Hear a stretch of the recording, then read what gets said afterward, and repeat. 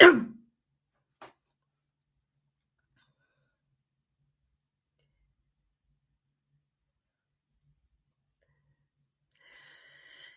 community members, I am Marie van der Zyl, President of the Board of Deputies of British Jews.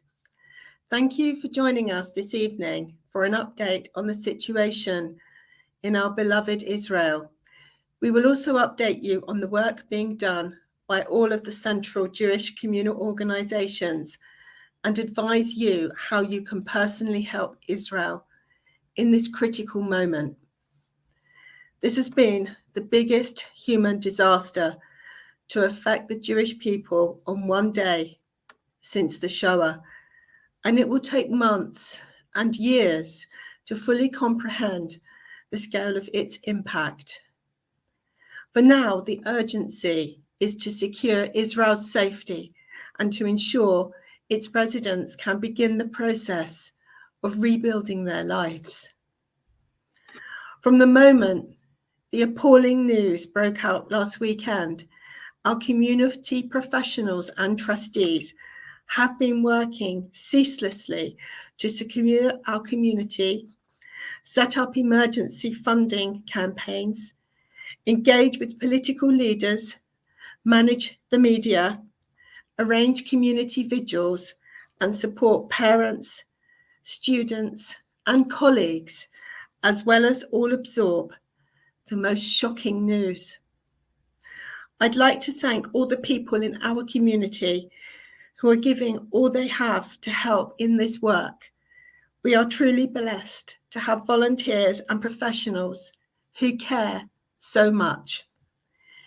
Meanwhile, so many of us have also been speaking to Israeli family and friends to offer them comfort as they grieve.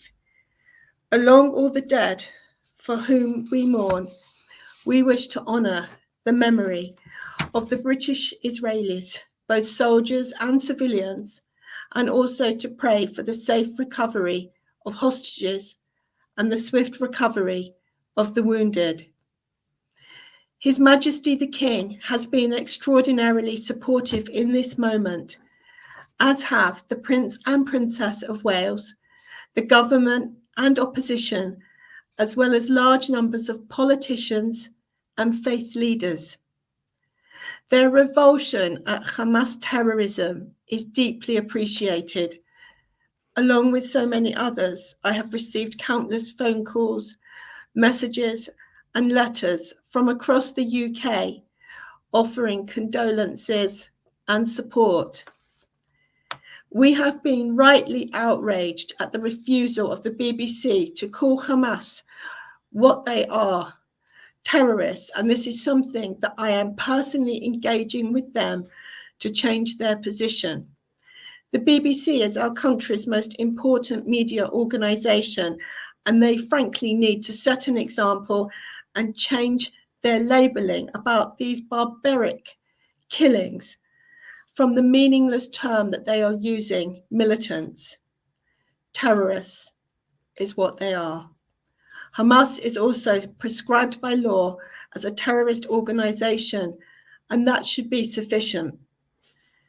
The Jewish people is eternal. We will recover and rebuild, and specifically, we will offer any help that we possibly can to the Israeli people on their journey. Am Yisrael Chai. The people of Israel live. I will now hand over to Claudia Mendoza of the Jewish Leadership Council. Thank you. Thank you, Marie, and thank you to your entire team for their leadership.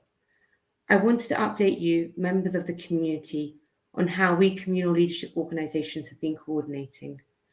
I will also be signposting you to the areas I know many of you are looking for guidance on.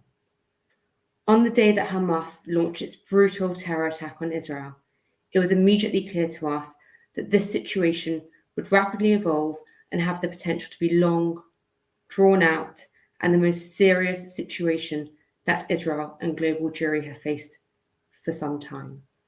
We are sadly seeing that to be the case. As soon as we learned of the news, our organisations were in communication.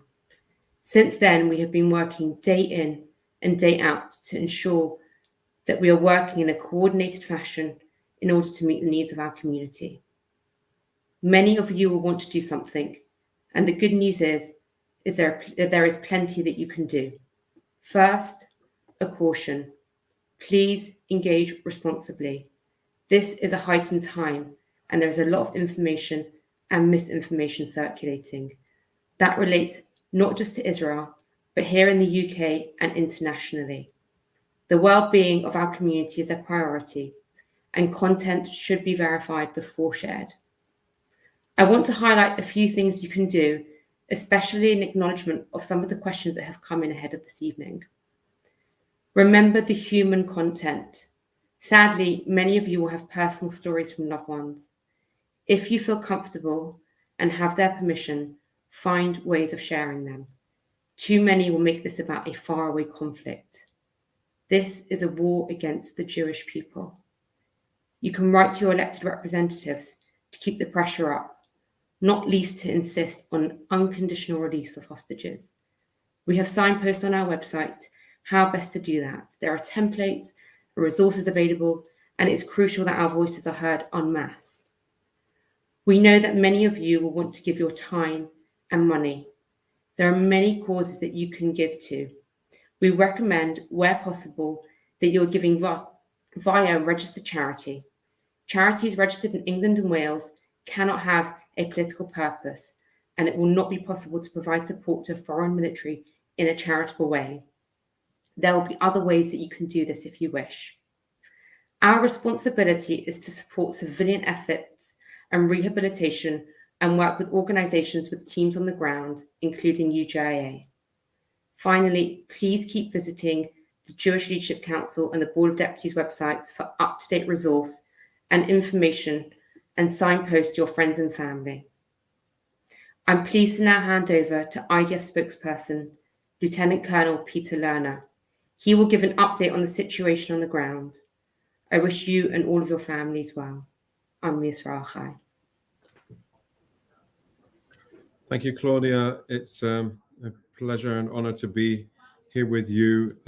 Indeed, I feel very close to the British community, the British Jewish community, and many friends here among us.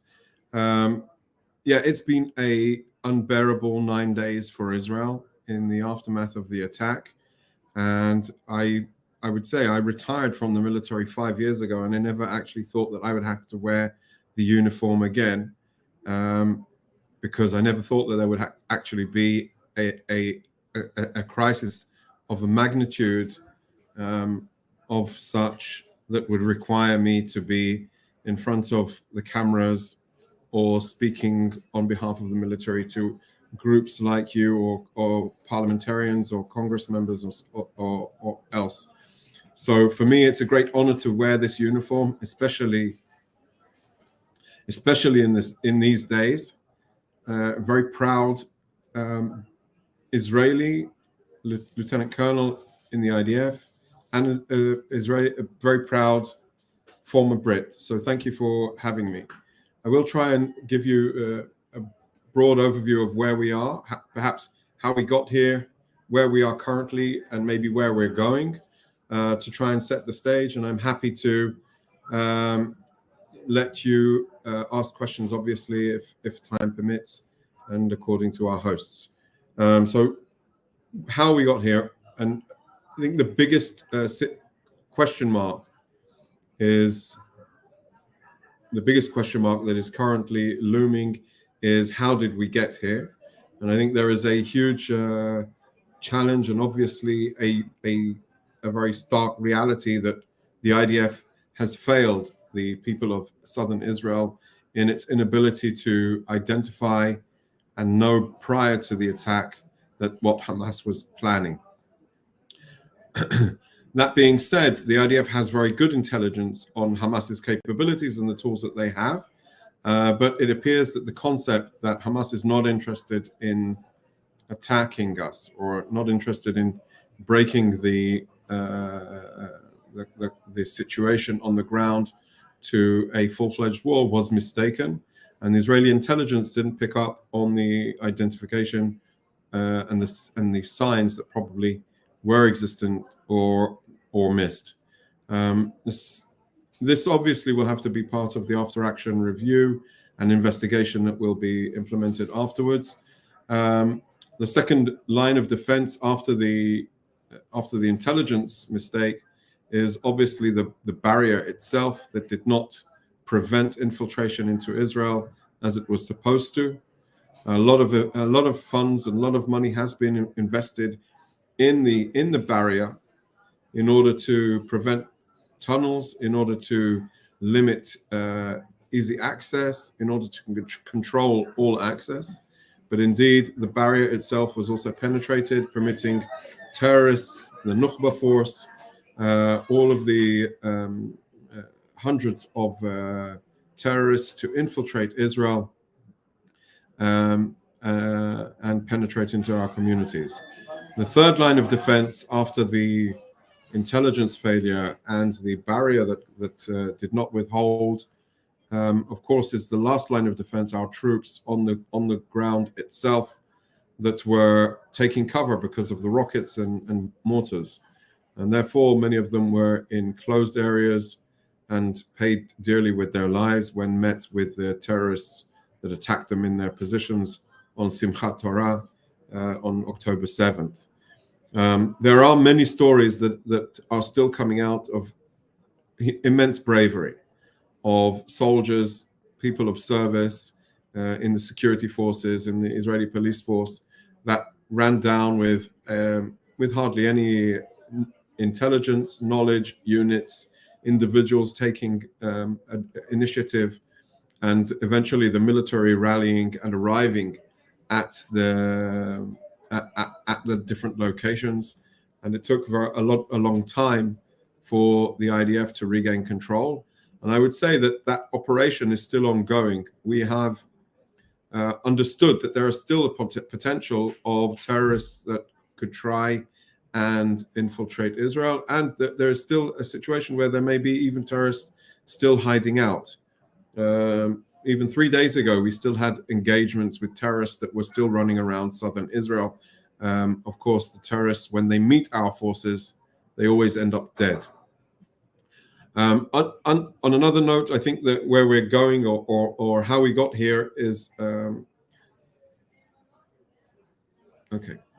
Another situation, and I think this is also important to understand, that the IDF is now currently, after taking control of the southern areas, now fixing the barrier, re-establishing it with re-establishing and rebuilding the technological components of the barrier, and also placing lots of forces on the ground in order to prevent re-infiltration from the Gaza Strip. And I would also add, perhaps, escape by terrorists trying to get back into Gaza Strip, perhaps out of from in Israel. The third component, or the final component now, is obviously our offensive. For 9 days now, Israel has been striking Hamas. And in this conflict, and I say that from my long years of experience in the front with Gaza, is different from all of the conflicts that I've ever experienced since Israel left the Gaza Strip. It's different in its essence because in all of the conflicts beforehand, there was never a strategic goal to remove Hamas from governing the Gaza Strip. And that is where we are now. This is a situation where Israel is dismantling, destroying, and pursuing Hamas's leaders, its terrorist infrastructure, its government, all of the terrorists that were involved in the attack, from Yahya Sinwar, the prime minister of Gaza, who is actually the mastermind, the financer, the organizer, and the man who gave the instruction to execute the attack, including the timing. All of this is on his head, and we will get to him and everybody in his organization. Indeed, the terrorists that have implemented the attack, from individuals like Bilal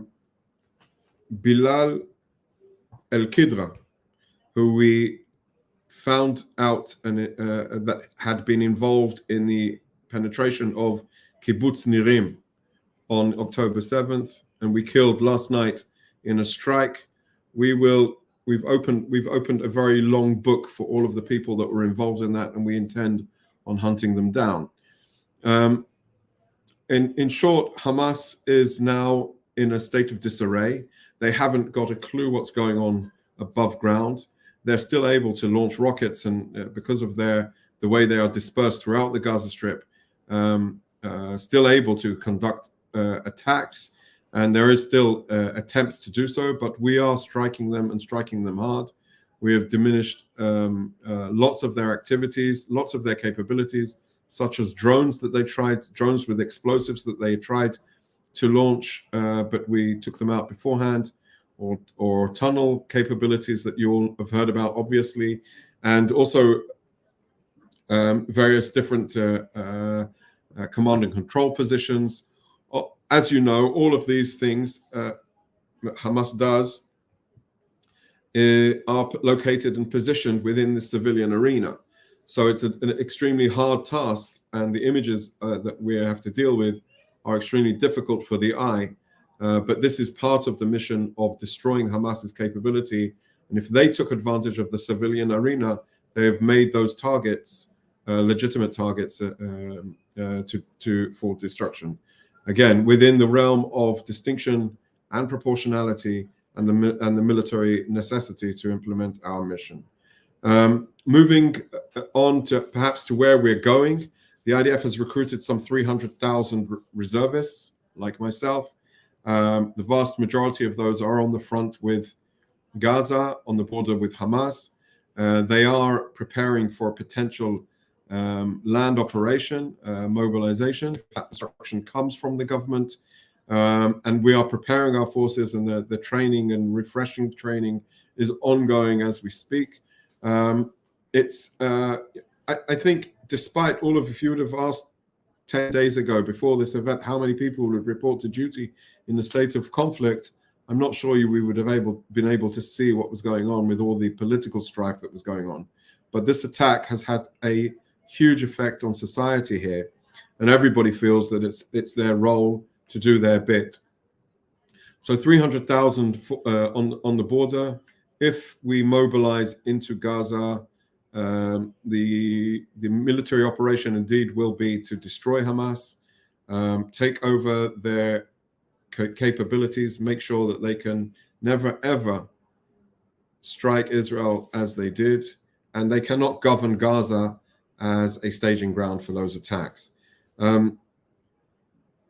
We have some other concerns, not only Gaza, but also today we've had, and throughout the last week, we've had several exchanges with Hezbollah on the border, mostly anti-tank guided missiles, but also mortar rounds and some surface-to-air missiles and rockets as well, and sniper fire. It is heating up also on the border with Lebanon. We're trying to maintain that. We're trying to contain the situation in Lebanon because we don't want a two-front war. But we also have forces from the reserves and regular forces up on the border with Lebanon prepared if something does happen there. Moving on, perhaps also we've had some exchanges also from Syria, including rockets fired from there and also mortar rounds at a lesser level than the border with Lebanon.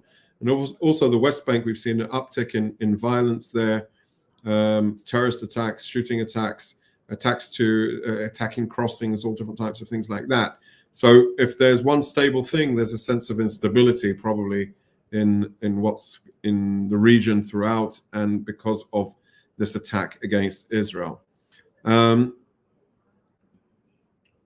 our perspective, the IDF sees that the situation, and we feel confident that our forces are prepared well. We know that the time frame to deal with Hamas is not a short one. The government has not limited us in time. And indeed, we will do everything possible in order to destroy Hamas, restore security and safety to the people of Israel and southern Israel, and change the situation. I've said a couple of times in a couple of interviews, maybe some of you have heard me, that Hamas on the 7th of October, they broke the rules of the game. And now what we're doing is changing the game. Israel has a right to live in security. It has a right to, its people have a right to go to sleep at night and feel comfortable. I can tell you, just yesterday, my daughter in one of her friends in school, her sister was murdered in the rave down south, and they had the funeral today. It's touching every part of society. There isn't anybody. I have friends obviously in service that were killed on the day as well that were engaging, and it is heartbreaking to see how much damage Hamas has caused. But it's also heartwarming to see how society is coming around and coming together to defeat Hamas and support the military and the IDF in that endeavor. So I want to say thank you again for inviting me. I understand there is no questions. Please feel free to reach out. Thank you again for all of your support, for all of what you do. Am Yisrael Chai.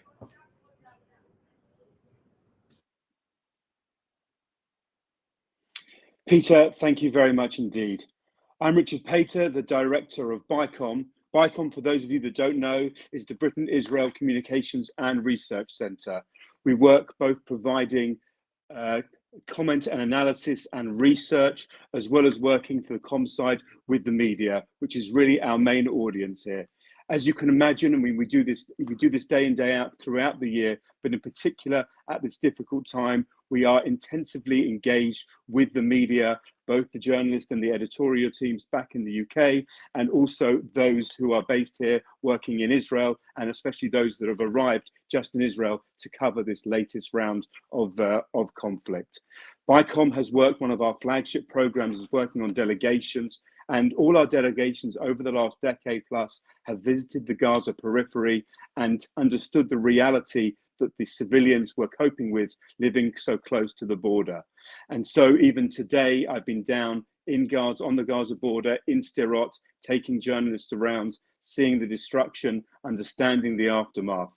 BICOM, as an apolitical organization, we work closely with the IDF, we work closely with the government and the Knesset, but as an apolitical body, we look to represent Israeli society as a whole and bring those voices to a UK audience. I was asked just to relate to a couple of the questions that have come in now, and particularly on the political front that the previous speaker, Peter, couldn't relate to. People may be aware we now have a form of national unity, emergency government here. They have three types of cabinet: a broad cabinet with 38 ministers, a smaller security cabinet with about a dozen, and then an inner war cabinet, which just has 5 members and is run just between the Likud and the National Unity Party that just joined this government. So I also want to reassure that the government is acting in a consensual and responsible manner. And as we've seen that there has not been a ground invasion yet, that cool heads have prevailed and are leading this government. I also want to put a final emphasis on the importance of the hostage situation. I think this is something that is unprecedented in Israeli society, dealing with over 120 families and anticipated over 100 individuals who have been hostages. We must keep this on top of the agenda in every piece that we work with the media, that the international community must understand just how unacceptable the Hamas terrorists are, operating and taking innocent Israeli civilians and holding them in what we can only imagine are the circumstances. I also will emphasize in our media engagement that it didn't have to be this way, that Israel was working on what we now understand as a faulty concept, working to improve the lives of the Gaza civilians, and that Hamas was deterred and didn't want conflict. Even the government senior officials yesterday spoke out that this concept was mistaken. We want to remind our audiences as well that Israel had no interest in this conflict. Israel had an interest in improving the lives of the Gazan citizenry, and we will continue to represent Israel, support Israel, both in our research and also with our constant engagement with UK media. Thank you very much. I'm Israel Chai. Thank you very much, Richard. My name is Mark Gardner. I'm Chief Executive at CST Community Security Trust. I want to discuss the current situation here in the UK relative to our communal security and what CST is doing in conjunction with the police and the government. But I want to stress CST is not the police and CST is not the government. We are you and you are us. You give us our people. You're the reason why we do our work. Our children go to the same schools as yours do. We shop on the same streets. We pray in the same shuls. The advice that we give regarding security is the same advice that we and our families go by. So we will always be honest with you about the threat. We did not advise during the course of the last week that schools should shut. We did not advise that people should hide their Jewish identity, whether adults or children. We understand the community's fears and we share those fears. But the situation over the last week here in the UK, whilst very, very upsetting, and there has been a huge spike in anti-Semitic incident levels, things might yet get worse. And if things do get worse here in the UK, because of what will likely happen in Gaza, then some measures may need to change. But for now, I ask that you please, please try and be resilient and keep a sense of proportion about what is happening here in the UK as opposed to what is happening in Israel. The response that we have received from police and government, and indeed from across our community, is absolutely unprecedented. Now, we know the lessons because we've been through cycles of violence in the Middle East again and again. We know what happens here in the UK. But the reason why the response has been unprecedented is because what happened was the likes of which we have never seen before, certainly not for a generation. What happened was unprecedented, and therefore the reaction must also be on a completely different level. This is not another cycle of Middle East violence. This is a war, the likes of which, the reason for which is entirely different to anything that has gone before. So we don't know how long this will take. Our community will need to be resilient in the long term, and the police and the government will work with us on that. Now in CST, we have the world's best developed communal security group. We have over 100 full-time staff. We have offices in London, Manchester, and Leeds. We have over 2,000 highly trained security volunteers, and every single one of us is absolutely dedicated to protecting our communities, and we have all worked tirelessly throughout this time, as have my colleagues and fellow volunteers in all the other Jewish communal organizations, those who are on this call, and many, many other organizations that are not on this call.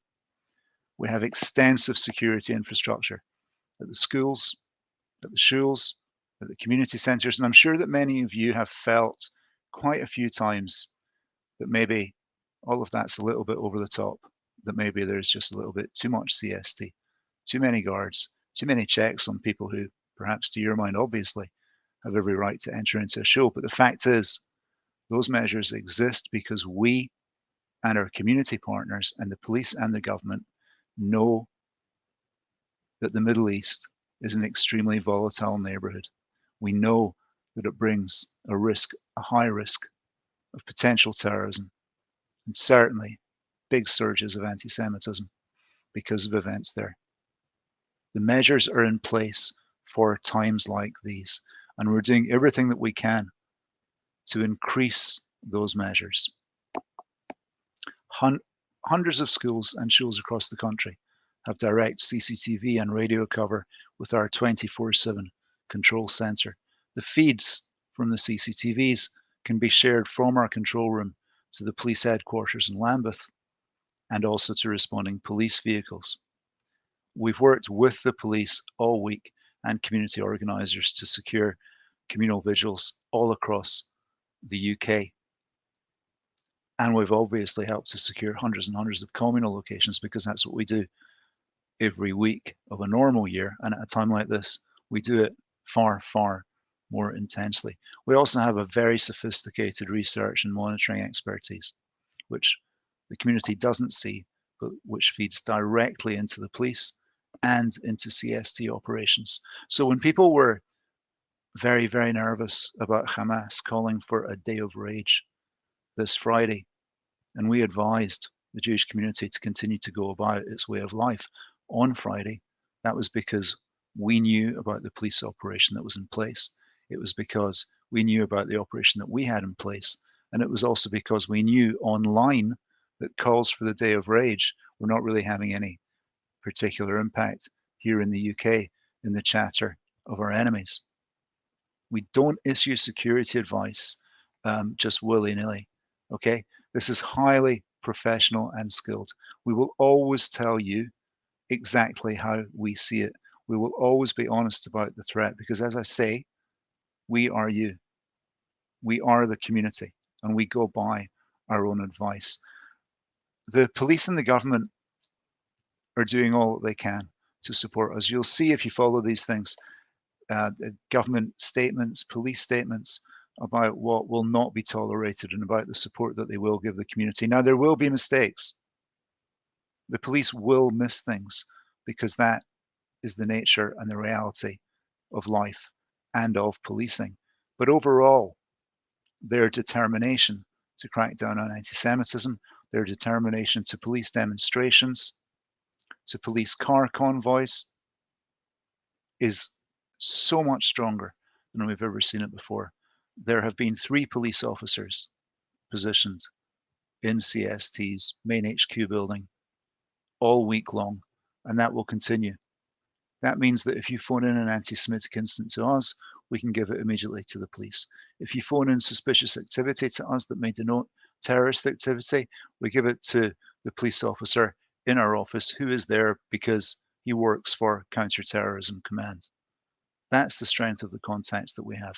We've been in contact all week long, very, very close operational communication and partnership with senior police officers all across the country and all the way down to local command structures. I was in Downing Street a couple of days ago, sat at the cabinet table next to the Prime Minister for a meeting that he and the Home Secretary chaired with police chiefs from Scotland Yard, with the Attorney General. The rules of engagement were laid out for what would happen with pro-Palestinian demonstrators. And it has shifted. The red lines have shifted. What happened last weekend? A huge, huge act of anti-Semitic terrorism, closer, indeed exceeding many pogroms. Never mind what we've seen recently from ISIS and all the rest of it. This was a huge terrorist attack, the largest loss of Jewish life since the Holocaust. The police understand that. The government understands that. And yes, things will get very, very difficult in Gaza for the Israeli army and for the people who live in Gaza. And that will bring its own problems for us here in the UK. But the determination of the police and the government and the CSC, and I have to say senior figures from the other political parties, especially the Labour Party, the support that they've given to me personally and to CSC, and I think more broadly across the community, has been very, very strong. The government gave a £3 million boost for the commercial security guards, not CST. It's not money that goes to CST. It's money that we manage on behalf of the government. It gets paid to the commercial security guards who work at every single school, who work at all of the schools. And this is probably going to amount to a £1 million boost for the next month, and then another £1 million for the month after that, and then another £1 million for the month after that. And when that's done, we will reassess the situation and we'll see what is needed. The police are already making arrests that would not have occurred 2 weeks ago because of the kind of things that are occurring on the demonstrations. When people now express support for Palestinian resistance, that is in the context of support for Hamas terrorism. There is no dubiety around that. It's very, very clear. So the rules of the game have shifted. And groups here in the UK that consistently call for support for Palestinian resistance will feel that impact, and they will deserve to feel that impact. And where that is required on university campuses, or indeed in schools, or in any other sector of public life, we will do our absolute utmost to ram it home with the police and the government, as will many other Jewish organizations who care very, very deeply in this space. I want to finish off just by talking about social media and WhatsApp. We all know that we have reason to be deeply, deeply anxious at this time, but please don't make it worse. The purpose of terrorism, apart from killing people, is to spread fear. Do not do our enemies' work for them. Please, when you receive things on social media or on WhatsApp that says such and such a threat has been issued or an attack took place, please try and verify it before you pass it on, okay? CST is doing its utmost to dispel rumors the whole time. It's taking up a huge amount of the work of our staff and our volunteers. Last night, I got driven nuts by supposedly a guy had been arrested with a knife trying to get into a shul in Golders Green. It was not true. Somebody had been stopped by police. They did not have a knife. They were not interacting with our Jewish community, and they may have had mental health issues, but it was not what it was portrayed as. I've already mentioned the stuff around the Day of Rage, which caused so many people to keep their kids off school, which I understand, but there was more information out there for you to base your decision upon. You may still have decided not to send your kids to school, but the information was there to enable you to make a better informed decision. On Monday of last week, there was imagery of a shop front in Golders Green that had been smashed. It did look like an anti-Semitic attack, but it wasn't. The police and CST clarified very, very quickly that it was a criminal attempt at a burglary. Another shop next door, not a Jewish one, had suffered the same thing. On Tuesday, there was another one that sent us, it's taking up all of our time. This fake news, this over-the-top stuff. We are scared enough as it is without people adding to that. Please, please be responsible, okay? I'd love you to make sure that you're following CST's social media. Also on our website, we have a page that will be consistently updated with the facts. I think the more reliably informed you are, the better it will be for all of us. CST will be there for you all over the UK, every community across the UK. Where we have a presence, we are there for you. That is our only purpose. We're not interested in politics. We're only interested in protecting our Jewish community. But I ask you to find as much resilience as you can at this difficult time. And I ask that you please also be there for us with that resilience. I'm going to hand over now to Mandy Winston. Mandy's the Chief Exec of UJIA, and they've been doing incredible work. They're the bridge between our community and Israel when that bridge is most needed. So Mandy, over to you. Thank you, Mark. And I know that I speak for everybody on this call when I thank you for the incredible work that CST is doing to keep us all safe. I say that as a parent, as a shul goer. As Mark said, I'm the CEO of UJA. We have been responding to the horrific situation in Israel now for 9 days. focusing both on the needs in Israel and also on our community here. I'm going to give you now a couple of things that we've been doing, but also some guidelines about how you can help. And I know that is a matter of much concern for people in the community here. So on Shabbat, as events unfolded, our first job was to check that the 377 young adults on UJ-supported long-term programs in Israel were indeed safe. They are safe. Those who were in areas that were deeply affected in the south and the north have been moved to central locations. A few have come back. That is to be expected, but the program continues as planned with some adjustments. And I think that is testimony to our partners in Israel who are trying to carry on as much as possible to make sure that educational programs continue. Now, the second thing we did within hours was to make an emergency allocation of funds to the Jewish Agency for Israel's Victims of Terror Fund. And they began making financial support available immediately for those people who were victims of the terrorist attack on the southern kibbutzim and other communities, but also for people who have been really terribly affected by rocket fire in so many places on the southern border. We have been since then tirelessly raising money for different needs that we've seen, and we have sent funds every single day this week to partner organizations that are tried and tested in Israel, who are doing incredible job providing food, providing shelter, providing protective equipment for communities in the north, and most importantly, trauma relief.